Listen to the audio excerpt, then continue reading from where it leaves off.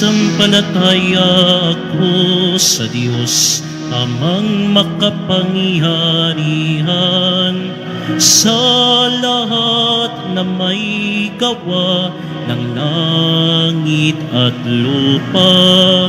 Sumasampalataya ako kay Jesucristo, isang anak ng Diyos, Panginoon nating lahat.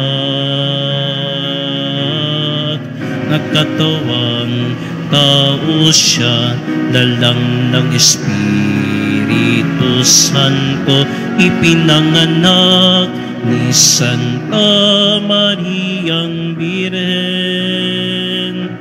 Pinagpakasakit ni Poncio Pilato, ipinako sa krus, namatay nilibing, nanaog sa kinaroroonan ng mga yumao.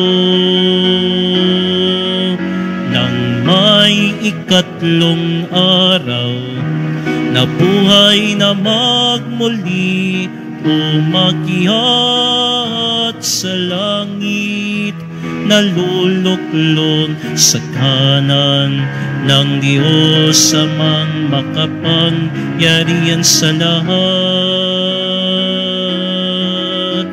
Doon magmumula ang paririto at hukom sa nangabubuhay at nangamatay na tao.